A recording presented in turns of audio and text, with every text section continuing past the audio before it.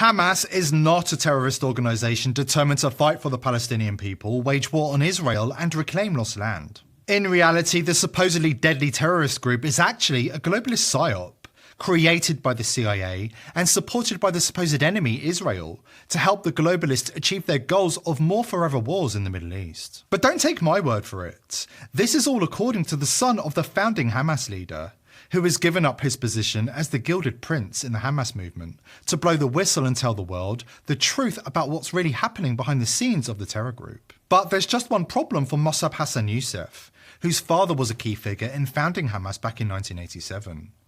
He wants to tell the Western world the truth about Hamas, but our mainstream media is doing everything they can to suppress his voice and continue pumping out airwaves full of globalist propaganda. But here at The People's Voice, we are not censored by globalist paymasters, and we've got the whole story for you. According to Mossab Hassan Youssef, Hamas doesn't care about Palestinians, and they don't even care about Islam. In short, everything we've been told about the group is a lie. I was born at the heart of Hamas leadership, and I know them very well. They don't care for the Palestinian people. They don't regard the human life.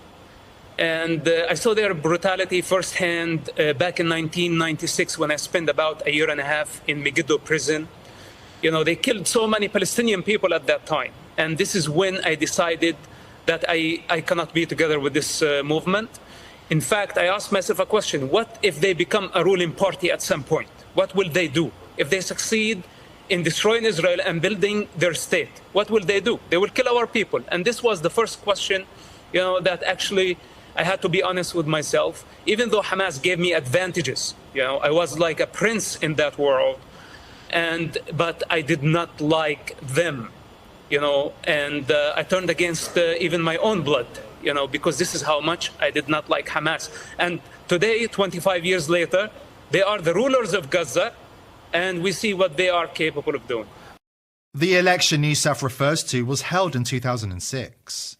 And Hillary Clinton was caught on tape not long after, boasting to a newspaper editor about plans to rig the election. Globalists have long used international terror groups to dictate world events, create false flags, and control the masses by terrorizing them into submission. Occasionally, thanks to people like Ron Paul, the truth even emerges inside the US Congress. Hamas, if you look at the history, you'll find out that Hamas was encouraged and really started by Israel because they wanted Hamas to counteract Yasser Arafat. And you say, well, yeah, that was better then and served its purpose, but we didn't want Hamas to do this. So then we as Americans say, well, we have such a good system, we're going to impose this on the world. We're going to invade Iraq and teach people how to be Democrats. We want free elections. So we encourage the Palestinians to have a free election. They do, and they elect Hamas. So we first indirectly and directly through Israel help establish Hamas. Then we have election. Then Hamas becomes dominant, so we have to kill them. It just doesn't make sense. During the 80s, we were allied with Osama bin Laden. And we were contending with the Soviets. It was at that time our CIA thought it was good if we radicalized the Muslim world. So we financed the madrasa schools to radicalize the Muslims in order to compete with the Soviets. Tulsi Gabbard went to Syria on a secret fact-finding mission in 2016 to wade through the lies and propaganda and find out what was really happening on the ground. The then Democrat Congresswoman came back to America with some shocking news. The Obama administration was funding and supporting ISIS and Al-Qaeda. I'll tell you what I heard from the Syrian people that I met with, Jake, walking down the streets in Aleppo, in Damascus, hearing from them.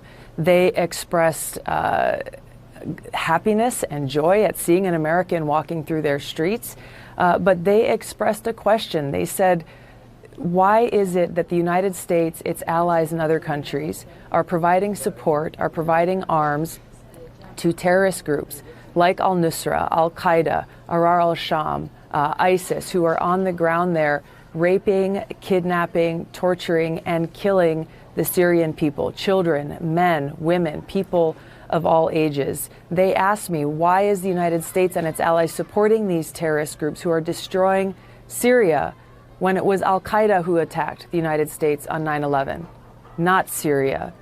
I didn't have an answer for them. Obviously, the United States government denies providing any sort of help to the terrorist groups that you're talking about. They say they provide help for the rebel groups. Tell us more about... The reality is, Jake, yeah. The reality is, and I'm glad you brought up that point, because this is an often talked about thing by people like Adam Kinzinger and others saying, well, we've got to support the moderate rebels. Every place that I went, every person that I spoke to, I asked this question to them. And without hesitation, they said, there are no moderate rebels. Who are these moderate rebels that people keep speaking of? Regardless of the name of these groups, the strongest fighting force on the ground in Syria is al-Nusra or al-Qaeda and ISIS. That is a fact. Brave Tulsi completely dismantled CNN's fake news narrative and set the record straight. But she could have gone even further. The Obama regime was not just supporting ISIS and al-Qaeda in the Middle East. These terror groups were actually created by the CIA to help the globalists achieve their goals. Obama, Biden, Clinton, Bush and Cheney are all deeply implicated, and we have all the evidence required to find them guilty of crimes against humanity in a court of law. After this quick break, we will share some of the evidence that will be used in the Nuremberg 2.0 trials to hold these psychopathic masterminds to account. Globalists use US intelligence agencies to create terror groups, including ISIS and al-Qaeda out of whole cloth, to terrorize the world into submission. Those who know their history know that the CIA recruited, funded, armed and trained Osama bin Laden back in the 1980s. This has been our problem with our foreign policy for decades, Republican and Democrat. We funded bin Laden, we funded the Mujahideen. We were in favor of radical jihad because they were the enemy of our enemy. We've done this so often. I see these weapons coming back to threaten Israel. I see support for Syrian rebels coming back to threaten Israel as well. I see problems with this. Wise words from Rand Paul. Now we know he was right about everything. Of course, at the time, the mainstream media attacked him and said he was wrong about everything, which shouldn't be surprising considering that the mainstream media is the propaganda department of the globalist elite. But they can't keep covering up the truth forever. The weight of evidence against the globalist elite and the intelligence agencies that do their dirty work is overwhelming. Now we know that the CIA wasn't just supporting al-Qaeda and ISIS in Syria with weapons, as Tulsi Gabbard told us. Now we know the CIA were actively involved in working with the terror group to, wait for it, spread terror around the world. A 2010 Washington Post article authored by former Army intelligence officer Jeff Stein features a detailed account of how the CIA admittedly filmed a fake bin Laden video during the run-up to the 2003 Iraq War. The article, which includes comments from multiple sources within CIA's Iraq Operations Group, explains how the agency had planned to flood Iraq with the videos, depicting several controversial scenarios. Other CIA officials admitted to planning several fake videos featuring former Iraqi President Saddam Hussein, one of which would depict the leader engaged in sexual acts with a teenage boy. It would look like it was taken by a hidden camera, said one of the former officials. Very grainy, like it was a secret videotaping of a sex session. While these fake videos filmed by the CIA were never released, the much overlooked admission of such psychological operations raises serious questions in light of the infamous ISIS beheading videos. Only days after many people questioned discrepancies in the James Foley beheading video, a top British forensic expert concluded that the video was likely staged, using camera trickery and slick post-production techniques. After enhancements, the knife can be seen to be drawn across the upper neck at least 6 times, with no blood evidence to the point the picture fades to black, an analyst said. I think it has been staged. My feeling is that the execution may have happened after the camera was stopped. Now we have even more proof that the CIA was creating ISIS's shocking videos for them.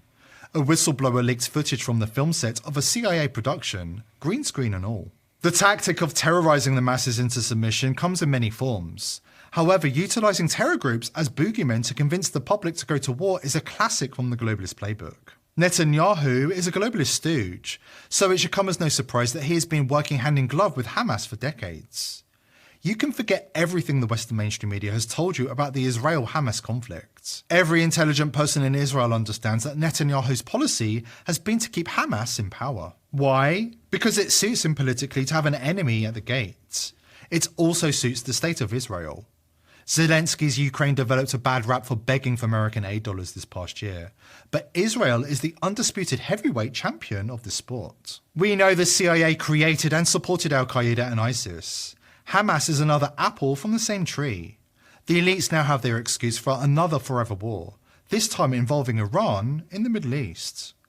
Here at The People's Voice, we are determined to continue exposing the crimes of the globalist elite